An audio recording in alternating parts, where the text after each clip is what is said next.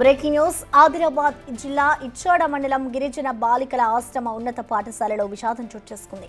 9వ తరగతి చదువుతున్న విద్యార్థిని లాలిత్య గత రాత్రి అనుమానాస్పదంగా మృతి చెందింది. తమ కూతురు మృతిపై అనుమానాలున్నాయని విద్యార్థిని తల్లిదండ్రులు అంటున్నారు. విద్యార్థిని మృతదేహాన్ని పోస్టుమార్టం నిమిత్తం బోధ ఆసుపత్రికి బలవంతంగా తరలించారు పోలీసులు.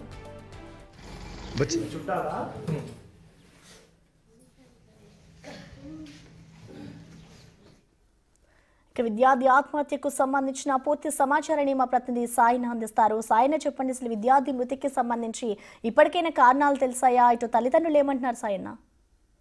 ఎస్ ప్రసన్న, ఇచ్చోడ మండలం గిరిజన బాలికల ఆశ్రమ ఉన్నత పాఠశాలలో విషాదం చోటు చేసుకుందని చెప్పుకోవచ్చు. ఆశ్రమ ఉన్నత పాఠశాలలో 9వ తరగతి చదువుతున్న విద్యార్థిని లలిత్య నిన్న రాత్రి అనుమానాస్పదంగా మృతి చెందింది.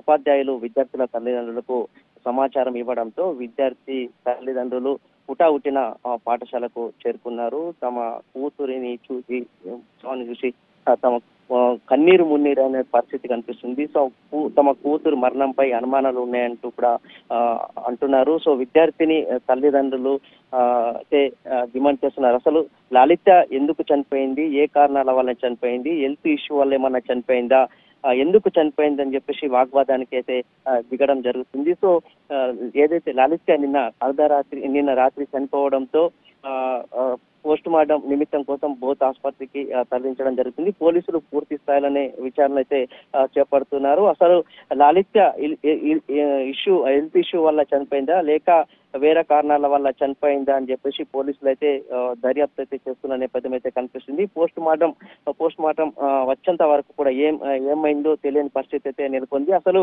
లలిత ఎందుకు చనిపోయింది, ఏ కారణాల వల్ల చనిపోయింది, అసలు చనిపోవడానికి కారణాలు ఏంటి అని చెప్పేసి తల్లిదండ్రులు అదేవిధంగా బంధువులు అయితే వాగ్వాదానికి దిగారు. పోలీసులు అయితే పూర్తి స్థాయిలోనే విచారణ చేపడుతున్నారు. Prasanna, thank you Sayanna.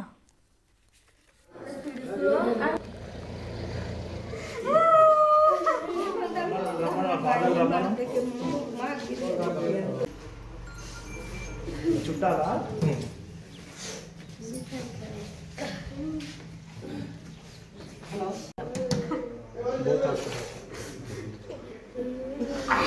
ఉంటా సార్